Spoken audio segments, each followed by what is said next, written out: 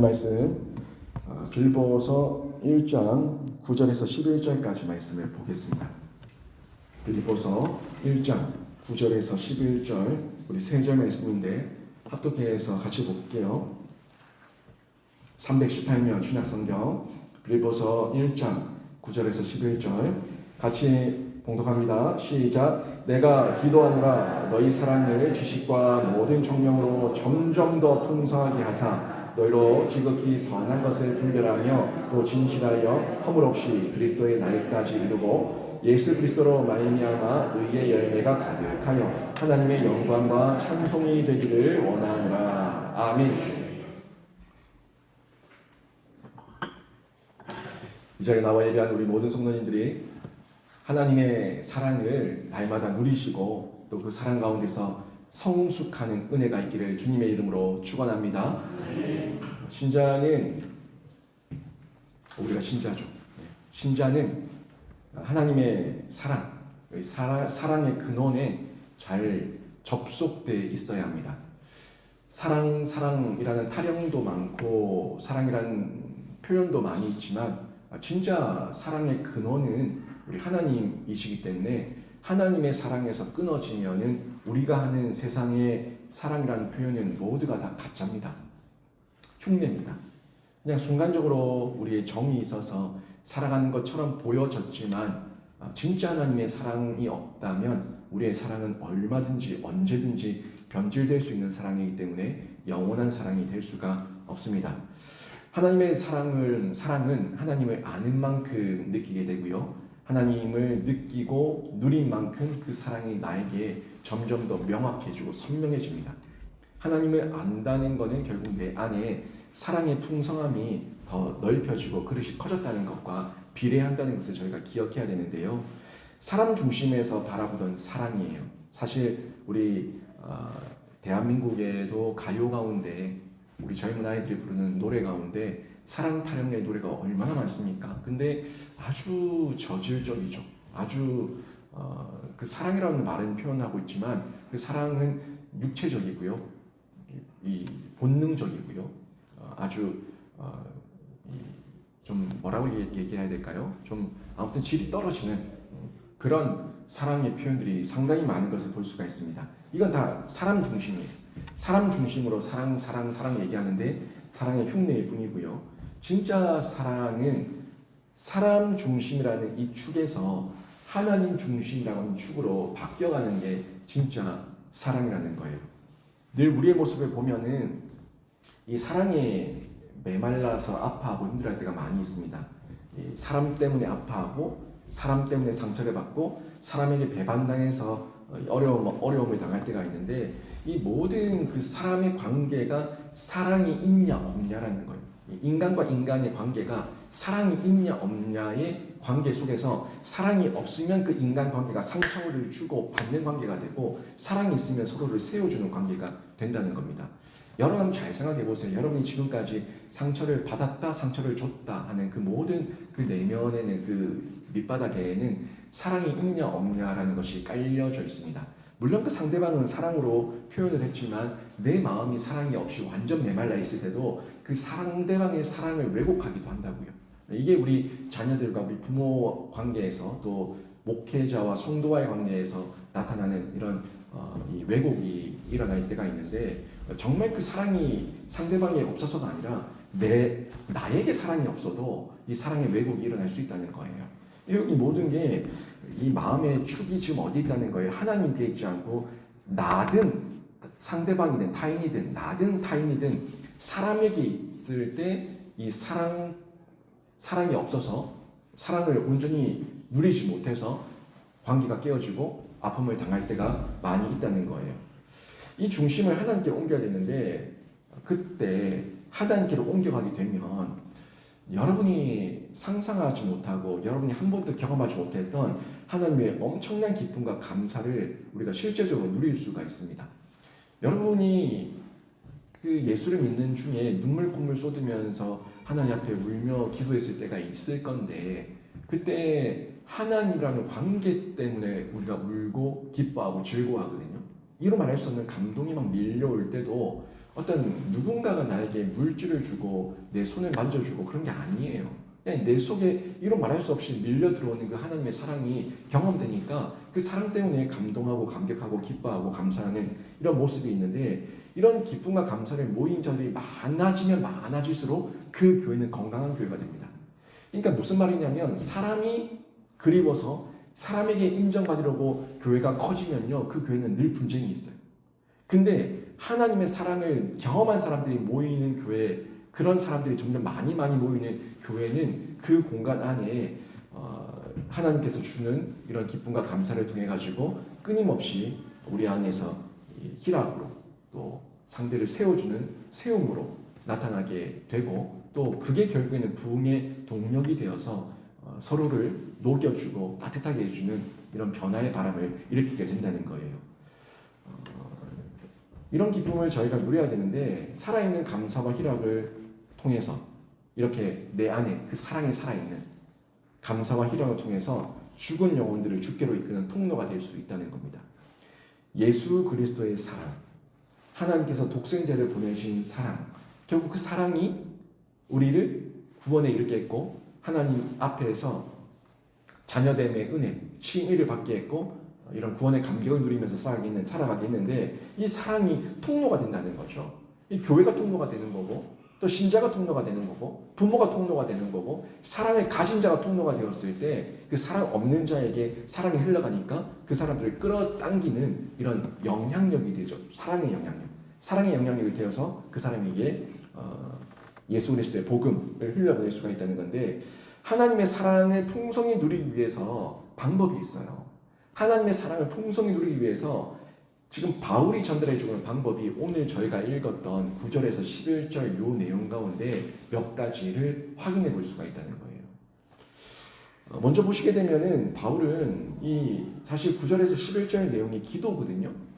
내가 너희들을 위해서 너희 안에 내 마음 안에 너희가 있다. 제가 이게 지난주에 말씀드렸던 건데, 결국 그 마음에 품고 있는 사랑, 그 빌립보 성도들을 바울이 품고 있는데, 그 사랑으로, 그 너희들을 품고 있는 사랑으로 내가 기도를 하는데, 하나님께 기도를 하는데, 그 기도의 내용이 뭐냐 하는 부분을 보게 되면, 이게 우리가 어떻게 사랑을 유지할 수 있는가, 바울이 어떻게 사랑을 가지고 있고 바울이 그 사랑을 유지할 수가 있는가 하는 부분을 우리가 확인해 볼 수가 있는데요. 신앙생활 하면서 예수 믿으니까 좋다, 예수 믿는 맛이라는 게 이런 것이구나 하는 그런 감동을 느낀 적이 언제 있습니까? 매번 매 순간 느끼면 좋겠지만, 우리가 신앙적으로 감정이, 하나님을 향한 이 사랑이 좀 식어질 때가 있다 보니까, 그 식어진 기간이 좀 길어지게 되면은 내가 예수를 만났는지, 예수님께서 나를 사랑하시는지, 내가 예수님을 사랑하는지 이것까지 다 헷갈릴 때가 있습니다. 여러분 언제 있으십니까?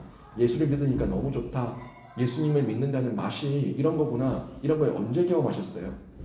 우리가 성도 간의 교제를 통해서도 경험할 수가 있고요, 또 좋은 성도 간의 만남을 통해서도 이런 경험을 할 수가 있고, 또 예배를 통해서, 찬양을 통해서 여러 모양으로 저희가 이 하나님께서 예수님을 믿는 것이 이런 것이구나 하는 귀한 맛을 또 느낄 수가 있는데, 뭐니 해도 예수의 맛을 느끼는 가장 좋은 방법은 기도입니다. 예수님께서 나와 함께하고 있다는 것을 가장 직접적이고 또 가장 빠르게 또 체험적으로 경험할 수 있는 그 사랑의 맛보기는 기도예요. 이 기도를 통해 가지고 우리가 하나님의 이 살아계신 그 사랑, 은혜 이런 것들을 만날 수가 있는데, 자신의 갈급한 문제를 두고 기도할 때에 기도의 문이 열리고 응답을 경험하게 되면 예수님을 믿는 재미가 생기고요, 맛이 생기고요, 기도를 더 하고 싶어져요. 이게 기도의 맛이에요. 제가 몇 번 기도의 맛 몇 번 얘기한 적이 있는데, 기도를 해본 사람이 그 맛을 합니다. 해보고 또 그걸 경험해 본 사람, 느껴본 사람이 하나님의 응답이 없을 때, 하나님께서 침묵하실 때 견딜 수 없는 이 갈증을 느끼게 되고, 또 사모함을 느끼게 되고, 하나님 앞에 더 뛰어들어서 간절하게 기도하게 되는데, 이거는 다시 얘기하면 그 기도의 맛을 봤다는 거는 하나님 예수 그리스도의 그 사랑을 느꼈다는 거예요. 그 사랑을 느끼니까 그 사랑을 계속해서 확인하고 싶고 또 반응해주고 싶은 이 반응, 쌍방이죠, 쌍방. 이 쌍방의 반응이 나타나게 되는 거예요. 여러분 분명히 알아요. 자녀도 알고요, 배우자도 알고요, 또 교제하는 사이, 또 결혼을 앞두고 교제하는 사람은 다 알아요. 다 아는데 그 사랑할 때는요, 또 늘 확인하고 싶지 않습니까? 당신 나 사랑해? 난 너 사랑한다? 자녀에게도 늘 끊임없이 사랑하는 줄 알지만 늘 부모가 사랑한다, 사랑한다, 사랑한다 계속 얘기하지 않습니까? 사랑하지 않아서 사랑하지 않아서 사랑한다는 말을 계속하는 게 아니라 그 아이가 끊임없이 느낄 수 있도록 내 사랑의 고백을 계속 해주는 거예요. 계속된 사랑의 고백을 통해서 이 반응, 서로 간의 쌍방 간의 반응을 서로가 함께 느끼는 거죠. 이런 교제가 하나님, 예수 그리스도와의 만남을 통해 가지고 우리가 기도할 때 체험하고 경험할 수가 있다는 건데요. 바울은요, 이 맛을 아는 사람이에요. 그래서 9절에서 그 자기 속에 있는 빌립보 성도들을 사랑하는 그 마음을 정확한, 명확한, 선명한, 영원한, 지속적인 사랑으로 승화시키기 위해서 그들을 사랑하는 그 마음으로 끝내지 않고 그들을 품고 그들을 하나님께 올려드리면서 그들에게 하나님의 사랑과 하나님의 은혜를 기도로 표현하고 있는 거예요. 결국 하나님의 그 성도를 품고 있는 이 목회자의 마음 가운데 그 성도들을 하나님께 올려드리는 것은 결국 그 하나님의 사랑을 통해서 그들을 하나님께로 맡겨드리는 온전한 사랑의 진짜 참 열매거든요. 여러분이 최고의 자녀 양육이 뭐겠습니까? 신앙 계대예요. 신앙 계대예요. 내가 아무리 자녀에게 억만큼의 돈을 주고 많은 재산을 준다고 해도 신앙 대디가 되지 않고 그 아이를 지옥 가는 방향에 내버려뒀다면 부모의 마음 미어집니다. 찢어집니다. 하지만 어떤 경우에 따라도 하나님께서 이 아이를 놓지 않으실 거라는 확신과 함께 이 아이가 하나님을 사랑하고 있다는 것을 부모가 경험하고 체험하고 나면요, 부모가 눈을 감아도 그냥 안심하고 눈 감을 수 있는 거예요. 왜? 나는 내 사명 다 했다는 거예요. 내가 이 땅에서 부모로서의 사명 다 했다는 거예요. 이 아이가 하나님께서 함께하고 있고 하나님 안에 있고 하나님께서 그 안에 있으니까, 우리 아이 안에 있으니까 하나님께서 그 사랑의 관계 가운데서 이 아이를 이끌어 가실 거라고 하는 확신과 믿음, 이게 있으니까 믿음으로, 확신으로 그 아이를 하나님께 맡겨드릴 수가 있는 거죠. 바울도 마찬가지예요. 여러분, 목회 저 몇 년 하겠습니까? 이 땅에 있는 목회자들이 목양을 몇 년 하겠어요? 뭐 그 성도와 그 교회를 평생 품고 있습니까? 언젠간 다투고 가는 거예요. 하지만 이 목양의 대상이었던 성도들과 교회를 하나님께 맡겨드릴 수가 있고 그 교회가 하나님의 교회가 되고 그 성도들이 하나님의 성도가 된다면 그것만큼 목회자의 최고의 기쁨은 없습니다. 최고의 안심은 없습니다. 하나님께서 이 교회를 어떤 방법으로든 어떤 사람들을 보내셔서라도 어떤 모든 역사를 통해서라도 이 교회를 이끌어 가실 거고 이 성도들을 목양해 나가시는 대목자장이 되실 것이다 하는 그 믿음이 있으니까 최고의 기쁨을 누릴 수가 있는 거예요. 그래서 바울은요, 가슴에 품고 있는 이 빌립보 성도 거기서 끝나지 않고 내가 너희를 위하여 기도한다, 내가 너희를 하나님께 맡겨드린다 하는 기도를 하고 있다는 거예요. 이게 사랑입니다. 사랑. 여러분, 기도는요 사랑 없으면 못합니다. 여러분, 정말 꼴도 보기 싫고 생각도 하기 싫고 이름도 부르기 싫은 그 사람을 위해서 여러분 기도할 수 있습니까? 정말 기도할 수 있어요? 기도는요, 내가 많이 기도하는 그 내용, 내가 많이 이름 부르는 그 이름, 거기에는요 내 사랑이 묻어 있어요. 내 사랑이 있는 그 공간을 위해서, 내 사랑이 있는 그 단체를 위해서, 내 사랑이 있는 그 생명을 위해서, 내 사랑이 있는 내 마음이 있는 어떤 사업을 위해서, 일을 위해서 우리가 기도하는 거예요. 잘 생각해 보세요. 여러분이 저에게 기도를 요청할 때 기도 요청을 보면은 이분들의 사랑과 관심이 어디 있는가 보여요. 느껴져요. 여러분이 새벽에 나오셔서 또 가정에서 있는 곳곳에서 수시로 무시로 기도할 때 어떤 기도를 가장 많이 하는가 여러분이 점검해 보십시오. 점검해 보시면 내가 어디에 사랑을 두고 있는가 하는 부분을 확인할 수가 있다는 거예요. 바울은요, 자기의 관심은 이 육체의 해방이 아닙니다. 비록 감옥에 있지만 이 육체의 해방이 아니라 그 바울의 관심은요, 교회에 있었어요. 바울의 관심은 성도들에게 있었어요. 그래서 그 교회에게 비록 내 몸이 매여 있지만 도리어 감옥에 갇힌 자가 자유인들에게 기도를 하고 있는 거예요. 감옥에 갇힌 자가 자유인들을 위해서 기도를 하고 있고 참된 자유는 내가 가지고 있다. 내가 예수 그리스도 안에 있기 때문에 내가 참 자유를 누리고 있다 하는 이 담대함을 기도를 통해서 보여주고 있다는 거예요. 여러분 어때요? 기도를 부탁할 때 보통 보편적으로는 연약한 자가 성숙한 자에게 기도를 요청해요. 나보다 좀 더 기도에 영빨이 있다고 느끼는 사람한테 기도를 요청해요. 여러분이 새 가족에게 나를 위해 기도해 달라고 얘기하지 않지 않습니까? 중직들에게 기도를 요청하고 또 중직들 가운데 기도 많이 하시는 어른들이 아니까 그분들에게 기도를 요청하고 또 저에게 기도를 요청하고 그런 거예요. 기도를 요청한다는 것, 기도를 요청을 받는다는 것은 그만큼 상대방이 보여진 바가 있고 또 내가 그런 모습을 많이 보였다는 거고 또 그런 어떤 위치에 있다는 거예요. 바울이 기도를 하잖아요.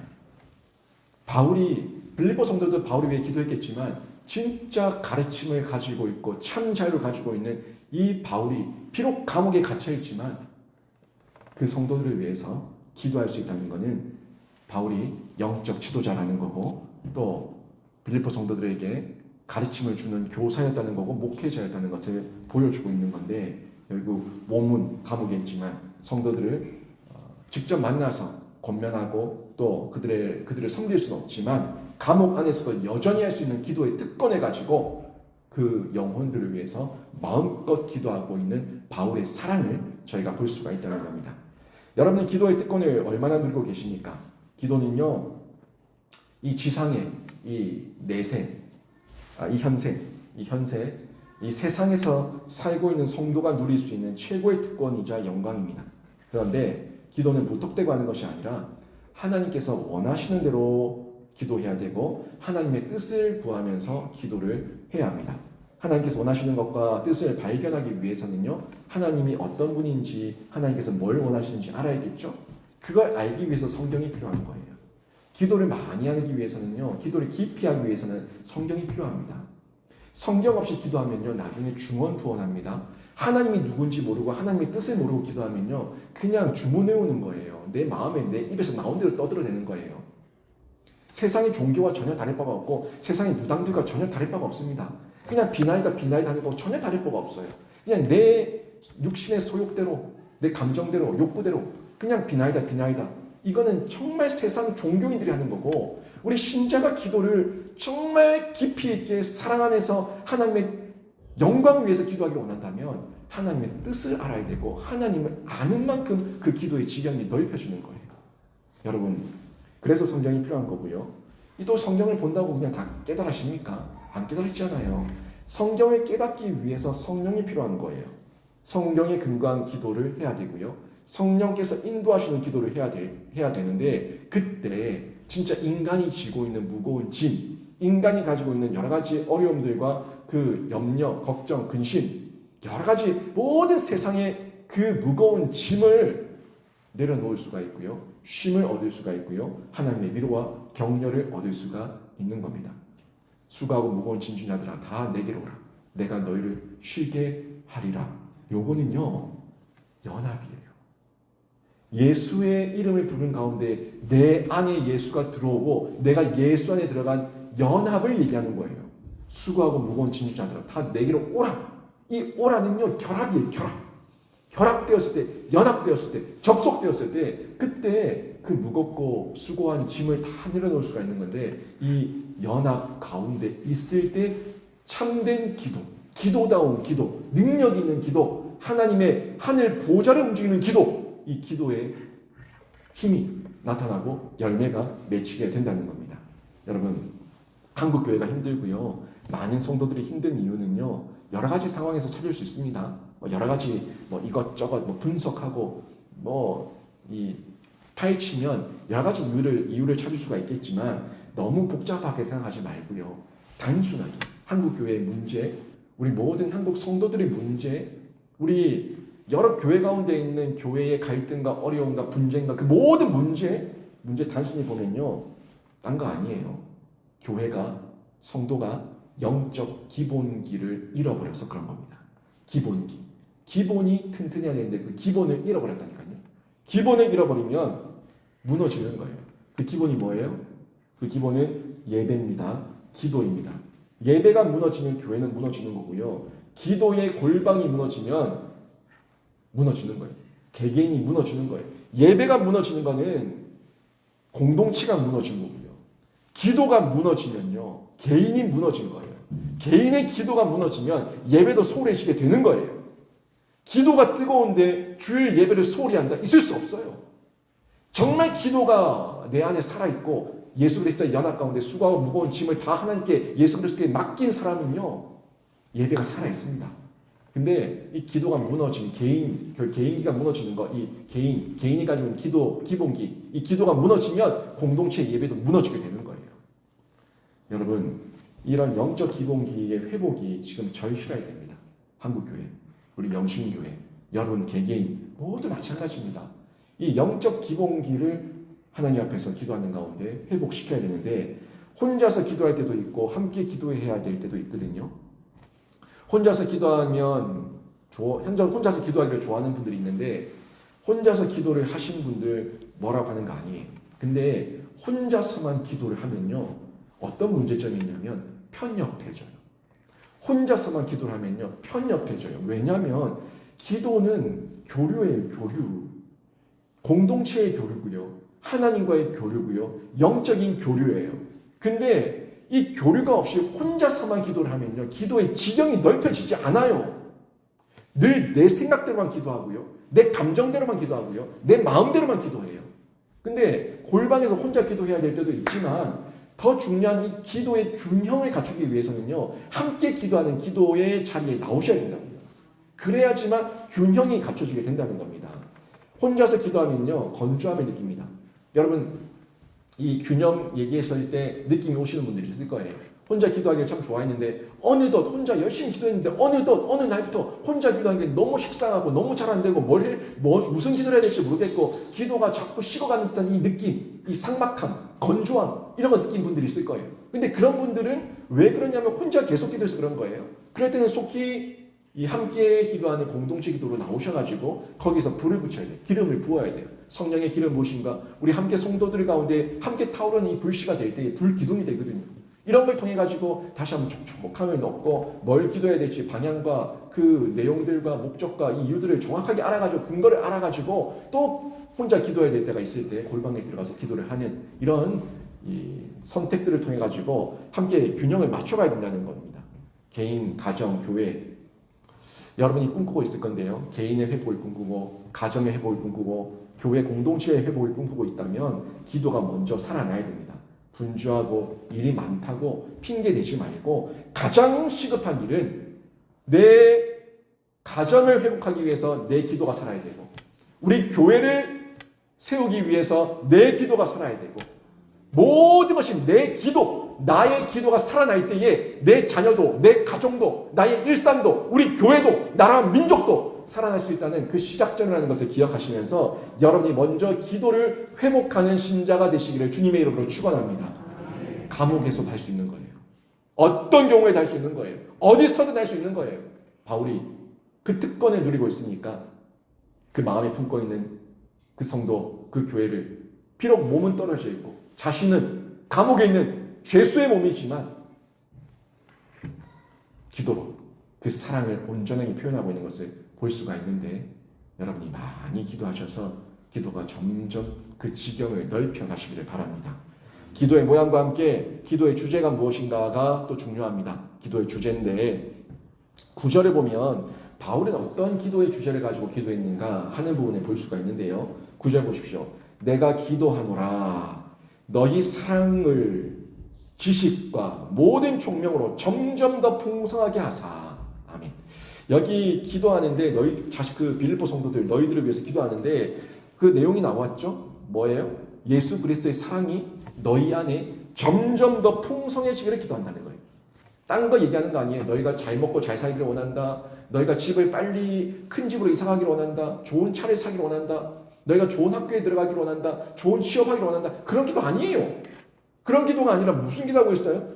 예수 그리스도의 사랑이 점점 더 풍성해지기를 기도하고 있다는 겁니다. 이 말은요, 점진적으로 더 변화되고 성숙하기를 기도한다는 거예요. 그 성도들이 지금 그 자리에 머물러 있지 않고 점점 더 점진적으로 성숙해지는 것. 그러니까 그리스도의 이 지식과 총명이 더 풍성해지면, 그렇죠? 예수의 지식, 예수의 총명, 하나님의 지식과 총명이 더 풍성해지면 결국 그 사랑이 깊어지는 거고, 사랑이 깊어진다는 건 성숙으로 나가는 길이니까 이걸 기도하고 있는 건데, 여러분 생명이 있는 것과 생명이 없는 것의 가장 큰 차이가 바로 요겁니다. 생명이 있는 것과 생명이 없는 것의 가장 큰 차이는 변화입니다. 변화예요. 생명이 없는 것은요, 아무런 변화가 없지만 생명이 있으면 변화가 일어나기 마련입니다. 아무런 변화가 일어나지 않는 개인은 죽은 거예요. 아무런 변화가 일어나지 않는 가정은 죽은 거예요. 아무런 변화가 일어나지 않는 교회는 죽은 거예요. 여러분, 변화는요, 생명의 가장 큰 특징입니다. 그래서 여러분이 이 생명의 변화가 일어난다는 것, 여러분 삶 가운데, 여러분 인생 가운데 나타나고 있는데, 여러분이 생로병사의 과정 중에 있지 않습니까? 태어나서 늙어가고 병들고 그리고 죽는데, 이 생로병까지, 생로병의 이 과정 가운데 병사, 이 죽기 전까지 생로병에 있는 기간 중에는 여러분 삶에 항상 변화가 있습니다. 여러분 변화가 몸에, 피부에도 변화가 있고 온 몸에 계속 변화가 있어요. 결국 그거를 부정적으로 보면 내가 죽어가고 있구나라고 생각할 수 있는데, 아니요. 긍정적으로 보면 여러분이 지금 생명이 있다는 거예요.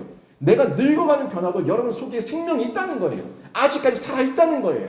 거기에 집중하셔야 된다는 겁니다. 왜 죽어가고 있는 거 집중합니까? 지금은 내가 살아있잖아요.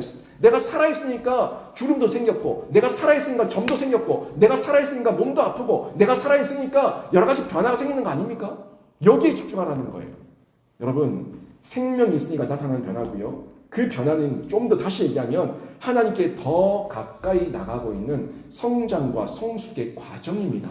비록 겉모습은 후패해지고 있지만 내 내면은 생명이 있으니까 내 늙어가는 모습 가운데 더 하나님 앞에 가난한 심령이 되고, 하나님을 기대하게 되고, 하나님을 고대하게 되고, 천국 소망 가지게 되고, 하나님 앞에서 계속 심령의 변화가 일어나는 거예요. 과거에는 그 많던 욕심들이 내가 나이가 들어가는 가운데 욕심이 사라지는 거예요. 없어지는 거예요. 내 마음이 비워지는 거예요. 사람이 미워졌던 그 마음들이 없어지고 그 사람이 불쌍히 여겨지는 거예요. 이 마음의 변화도 변화 아닙니까? 이 모든 변화가 나에게 아직 생명이 있다는 거고, 그 생명은 결국 하나님께 더 가까이 가고 있는 성장과 성숙의 과정이라는 거예요. 그 과정 중에 있을 때 성도는 성숙하는 거예요. 성장하는 거예요. 여러분, 이거 잊지 마십시오. 부정적으로만 여러분의 그 인생의 과정을 바라보지 마시고, 내가 하나님께 더 가까이 가고 있구나, 내가 참 많이 성장했구나, 성숙했구나, 지금 하나님께 가는 과정 가운데 내가 아직까지 생명이 있구나, 내가 생명이 있으니까 그래 변해야지, 긍정적으로 변해야지, 하나님 앞에서 하나님 뜻대로 변해야지 하는 믿음과 도전을 할 수가 있지 않습니까? 이게 우리 성도들이 온전해지는 과정이고, 온전함을 통해서 그리스도의 장성한 분량까지 자라가는 과정이라는 겁니다. 저의 첫 번째 기도 제목이 뭐겠습니까? 저의 첫 번째 기도 제목도 딴 거 아니에요. 제가 더 성숙하기를 바랍니다. 제가 더 하나님을 사랑하기를 원하고요. 그리고 성도와 교회의 변화입니다. 성도의 성숙, 교회의 성숙을 저는 기도하고 또 바라고 있습니다. 먼저 제가 바뀌어야겠고, 성도가 바뀌고 교회가 성숙해야지 부흥도 일어나기 마련인 거예요. 여러분도 많은 외적 기도 제목이 많겠지만, 첫 번째, 여러분의 모든 첫 번째 기도 제목이 그리스도의 장성한 분량까지 자라가는 성장과 성숙이 되기를 바랍니다. 돈 타령 그만하시고, 돈 타령보다 가장 먼저 최고의 여러분의 기도 제목이 성장하고 성숙하고 그리스도를 닮아가는 이거 내 평생의 기도 제목, 첫 번째 기도 제목이 되기를 바랍니다. 이것을 교리적으로 얘기했을 때 이게 성화예요. 하나님, 제가 더 성장하고 성숙하고 성화의 과정 가운데 하나님을 만나고 하나님을 체험하기 원합니다. 이게 우리 삶의 가장 구체적인 기도 제목이 돼야 한다는 거예요. 여러분, 젊어야만 아름다운 게 아닙니다. 쭈글쭈글해지고 흰머리가 많이 생기고 민머리가 되어도 예수 그리스도의 성품이 있는 사람, 그 사람이 아름다운 사람이에요. 저도 저를 볼 때 늙어가는 제 모습을 봅니다. 아직 여러분이 저를 볼 때는 젊게 보이지만 더 탱탱했습니다. 근데 저를 보면 늙어가는 모습이 보이고요. 요 LED 화면 큰 거를 받고 난 이후에 목사님 머리카락 흰머리 너무 많이 보여서 다 뽑아주고 싶다고, 왜 염색 안 하냐고 하는 얘기도 제가 들었어요. 근데 저는 지금 이 모습이 좋습니다. 그냥 늙어가는 모습도 보기 좋아요. 뭐 그렇게 꾸미고 땡기고 째고 올리고 막 그러고 싶은 마음은 없고요. 뭐 의료적으로 꼭 필요한다면 그때는 해야겠지만 저는 이렇게 늙어가는 중에도 이 가운데 제가 더 드러내고 싶은 거는 저의 뭐 출중한 외모를 여러분에게 뭐 드러낼 겁니까? 뭐 드러내서 뭐 할 겁니까? 뭐 이제 패션쇼 할 거예요. 저는 여러분에게 제가 여러분에게 저를 보이고 싶은 거는요. 그래도 우리 교회 목사가 우리와 함께 목회를 감당하는 중에 날마다 성숙해 가는구나. 나도 목사님처럼 성숙해야겠다 하는 걸 보여줄 수 있고 가르쳐 줄 수 있다면 그게 저에게 가장 아름다운 모습이라고 믿습니다. 그 모습이 아름다운 모습이죠. 그 모습을 여러분이 기억할 거고 그 모습을 제가 남기고 떠났을 때 그 뒷모습을 여러분이 기억할 겁니다. 여러분 나이가 들어도 하나님을 깊이 만난 성도들에게 젊은 사람이 헤아릴 수 없는 그런 아름다움이 있는데 성숙해가는 사람은요 그 모습을 보는 안목이 있다는 거예요. 사람의 외형만 보지 마시고 외모만 보지 마시고 빠마있네 영색했네 이것만 보지 마시고 정말 이 사람이 1년 전과 5년 전과 10년 전과 얼마나 바뀌었는가 이 사람이 성숙했는가 나는 성숙했는가 이걸 스스로 보고 또 타인을 보고 함께 성숙해 갈 수 있는 이런 안목이 여러분 가운데 있기를 주님의 이름으로 축원합니다. 개인과 가정과 교회는요 이런 변화가 필요한 거예요. 달라져야 합니다. 나이에 맞게 바뀌어야 되고 직분에 맞게 바뀌어야 되고 생명을 가진 자답게 우리의 인격을 드러내야 되는데 그때 참된 아름다움을 뽐낼 수가 있는 거예요. 또 한 가지 보시게 되면 지식과 총명으로 자라가야 되는데 지식과 총명, 바울은 그냥 넉넉하게 사랑하라고 말하지 않습니다. 지식과 총명과 함께 사랑이 풍성하게 자라기를 기도하고 있습니다. 그죠? 9절에서 너희 사랑을 지식과 모든 총명으로 지식과 총명으로 점점 더 풍성하게 하사 이렇게 기도하고 있는데 사랑은 지식 없이 클 수 없습니다. 사랑은 하나님의 신지식이 있어야 됩니다. 하나님을 아는 만큼 그 사랑은 확장되거든요. 신지식, 하나님을 아는 지식, 이 지식이 우리에게 있어야 되는데 여러분 한국 사회는 정보 사회입니다. 요즘은 정보가 너무너무 중요하죠. 돈 버는 것도 정보가 있어야 되고 공부하는 것도 정보가 있어야 되고 하여튼 돈 버는 정보, 공부하는 정보, 뭐 하여튼 이런 거 저런 거 얻는 정보, 물질적으로 뭔가를 얻는 정보 이런 정보에 있어서는 우리가 굉장히 열정적입니다. 빠릅니다 대한민국이. 그런데 아이러니하게도 참된 자유와 생명을 주는 지식을 얻기에는 무관심합니다. 잠깐의 유익을 얻는 정보 얻기에는 너무너무 열정적이고 너무너무 빠른데 영원하고 참된 자유, 생명을 주는 지식, 이 지식을 얻기에는 무관심하다는 거예요. 그래서 계속 상처 주고 상처를 받으면서 아파하기를 반복하고 있습니다. 이 생명에 대한 지식이 없으니까 나도 생명이 없어서 죽어가고 상대방에게도 악독을 퍼붓고 상처받고 상처 주고 이 반복된 행동을 계속하고 있다는 거예요. 하나님의 지식이 쌓이면 쌓일수록 그 총명이 쌓이면 쌓일수록 우리는 온유함을 가지게 되고 넉넉함을 가지게 되고 좀 넓은 그릇이 될 수가 있는데 이런 면에서 우리가 그런 지식을 통해서 나의 그릇을 키워야겠다 하는 노력, 열정 부분들이 너무 부족하다는 거예요. 그러니까 성도가 신앙생활을 해도 여기에 관심을 두지 않게 되면 머물러 있게 되는 거예요. 자라지 않는 거예요. 그대로 어린아이의 모습도 있는 거예요. 이 심리학에서도 성인아이가 있지 않습니까? 성인아이. 이 몸은 성인인데 이 행동은 어린아이 행동을 하는 거. 여러분 영적으로도 마찬가지입니다. 영적으로도 영적 성인아이가 있어요. 분명히 중직이고 또 20년, 30년 신앙생활을 했고 내가 몇 대째 신앙을 가지고 있고 이런 말을 하는데 그 내면에 보면 영적 어린아이, 성인아이예요. 성인아이. 그냥 늘 삐지기는 잘하고 또 적용을 하는데 사람의 공격을 받아서 사람의 오해를 통해 가지고 사람의 착각을 통해 가지고 자신에게 적용하기는 어찌 그리 빠른지 하나님 말씀 적용하기는 그렇게 무딘데 사람의 반응에 있어서 나에게 적용하는 건 얼마나 빠른지 이런 말 할 수가 없어요. 이건 결국 내가 너무너무 육신의 소유 가운데 많이 빠져 있다는 거예요. 버려야 되는 모습들이죠. 영적 성인아이의 모습에서 저희가 빠져나와야 되는데 이 신지식을 가지고 있어야지만 저희가 자라갈 수가 있어요. 성경의 핵심을 파악해야지만 우리가 자라갈 수가 있다는 거예요. 정말 여러분이 개인과 가정과 교회에 사랑이 풍성해지기를 원한다면 하나님의 지식이 더해져야 되는데 이 지식은 성경과 성령입니다.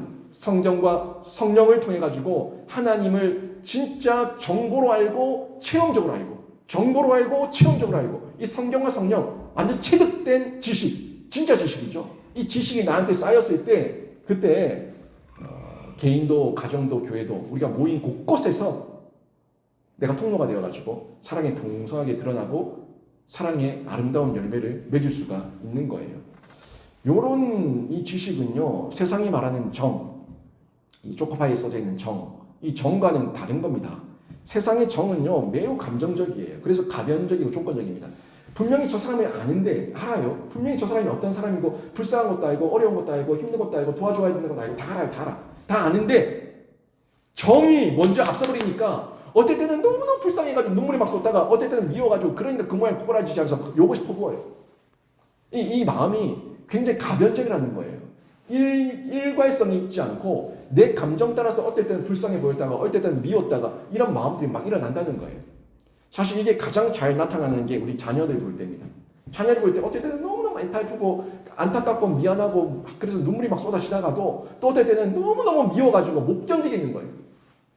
결국 그때는 이미 내 감정이 또 치고 나오는 거죠.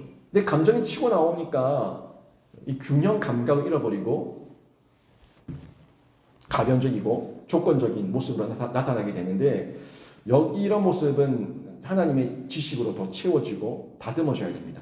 하나님의 지식이 더해지고 더해지고 덮어지면 덮어질수록 우리가 평정심을 가져요. 온유함을 가져요.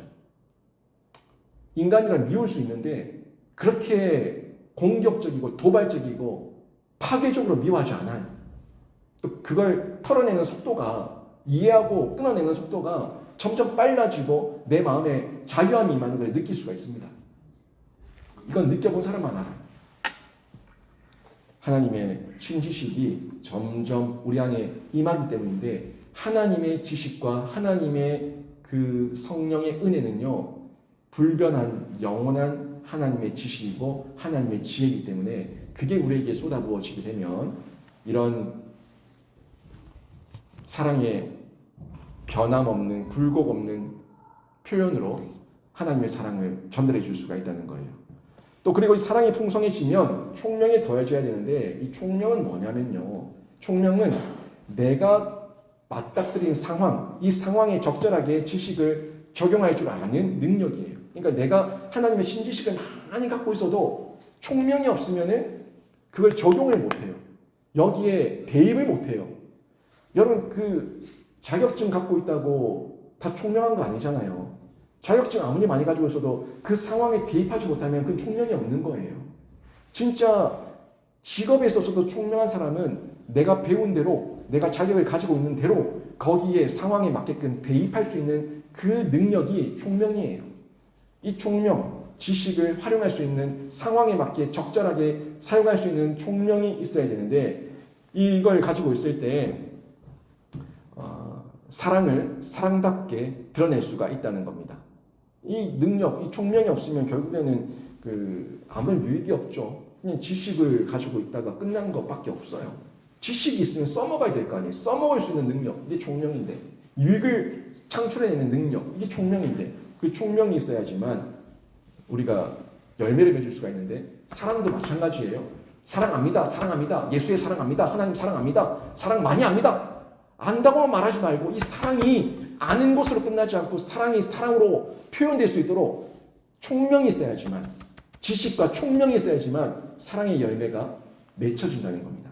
이 부분을 지금 바울이 기도를 하고 있는데 여러분 부모가 자녀를 사랑합니다. 정말 사랑합니다 부모들. 그런데 총명이 없을 때 그 사랑이 분명히 사랑하는데 총명이 없으니까 자녀에게 상처만 줄 뿐이에요. 성도 간에도 마찬가지고요. 목양의 관계에서도 마찬가지예요. 총명이 필요해요. 저에게도 총명이 필요해요. 정말 교회를 사랑하고 성도를 사랑하는데 저에게 총명이 없으면 사랑하는데 상처를 줄 수 있다는 거예요. 여러분도 마찬가지고 다 우리에게 정말 사랑으로 열매 맺고 사랑의 아름다운 결과를 보기를 원한다면 하나님의 지식과 함께 신지식과 함께 이 총명이 있어야 되기 때문에 바울이 총명을 전달하고 있다는 겁니다. 총명을 더해 달라고 기도하고 있다는 거예요. 어떤 분들은 이렇게 얘기합니다. 목사님, 뭐 그냥 사랑하면 되지. 지식은 뭐고 총명은 뭐고 뭘 그렇게 막 분석적으로 합니까? 너무 어렵습니다. 그런 사랑이라면 안 할랍니다. 너무 힘듭니다.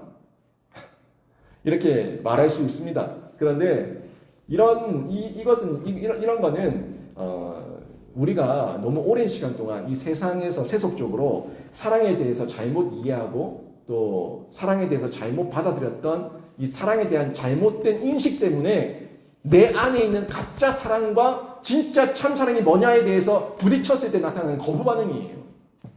우리가 그냥 뭐 그런 걸 따지노, 그냥 사랑이면 사랑이지 뭘 이렇게 따지노 하는 거는 그거는 그냥 감정적인 사랑이고요, 가변적이고요, 지속적이지 않은 사랑이에요. 제한적인 사랑이에요.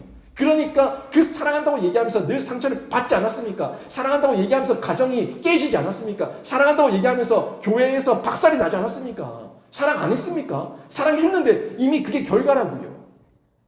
그래서 어려워도 힘들어도 잘 안 돼도 이 지식이 뭐고 총명이 뭐고 진짜 사랑을 하면 어떻게 해야 되는가 하는 부분들을 하나하나 따져보면서 성경적인 사랑을 해야지만 참 사랑이고 진짜 영원한 사랑, 하나님의 사랑을 가지고 하나님의 복음을 전해줄 수가 있다는 겁니다. 여러분, 이 땅의 모든 문제 한마디로 요약하면 사랑에 대한 목마름이에요. 다시 말해서 사랑이 메말랐다는 겁니다. 여러분 개인도 가정도 우리 교회에도 여러분이 가지고 있는 모든 관계에서 나타나는 모든 문제는요, 사랑 결핍이에요. 사랑 결핍. 사랑이 결핍되어 있으니까 나든 상대방이든 하여튼 우리 사이에서 사랑이 결핍되어 있으니까 대화가 안 되는 거고, 사랑이 결핍되어 있으니까 문제가 안 풀어지는 거고, 사랑이 결핍되어 있으니까 미워지는 거고, 사랑이 결핍되어 있으니까 문제가 더 커지는 거예요. 모든 게 그런 부분에서 나오는 거예요. 그래서 바울과 같이 사랑이 더욱더 풍성해지기를 위해서 우리가 기도해야 되는데 기도 많이 하십시오. 여러분의 삶 가운데 정말 사랑이 넘치는 귀한 가정이 되고 자녀와의 관계가 되고 부부 관계가 되고 우리 교우들과의 관계가 되고 여러분의 모든 인간 관계가 되기를 원한다면 사랑의 풍성한 진보와 성장을 위해서 하나님 앞에 사랑이 뭔지 깨닫게 해달라고 기도하시고 사랑을 느끼시고 그 사랑을 체험하시고 그 사랑 안에서 하나님의 지식과 총명이 점점 더 풍성해지는 은혜를 누리셔야 되는데 이때에 사람을 살리고 키우고치는 생명사역도 감당해 나가고 열매를 맺게 되는 겁니다. 여러분 삶이 그렇게 사랑으로 열매 맺는 귀한 인생과 일상이 되기를 주님의 이름으로 축원합니다. 아멘. 292장 찬양하겠습니다.